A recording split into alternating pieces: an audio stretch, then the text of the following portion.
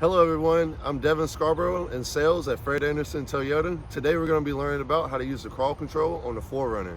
I think of crawl control as cruise control at really low speeds. Crawl control computers take in information from several sensors. These sensors detect wheel slippage and if the tires are stuck. Crawl control applies more acceleration or more braking to each tire as needed. When you run into a tough obstacle, crawl control focuses on acceleration and braking and lets you focus on the steering.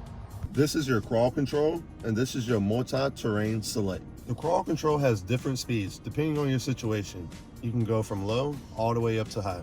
When you turn it on, the system says not available. Select low 4. You have to be in drive or reverse. Here's how it works. First, you will put it in neutral.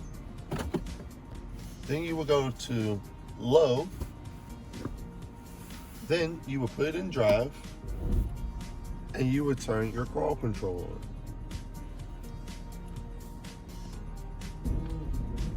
on. It has your different speeds. Right now we're at low speed. And now I'm gonna go up.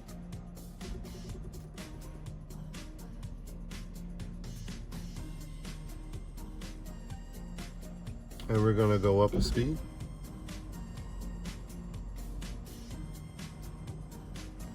And one more. I suggest you try higher speed settings. The thicker the mud gets, the deeper the sand is, and the tougher the terrain becomes that you're driving on.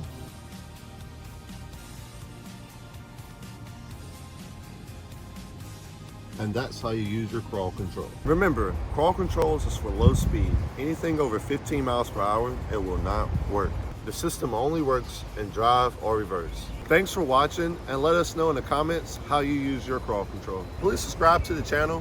Also, follow us on Instagram at Fred Anderson Toyota. Thank you for watching.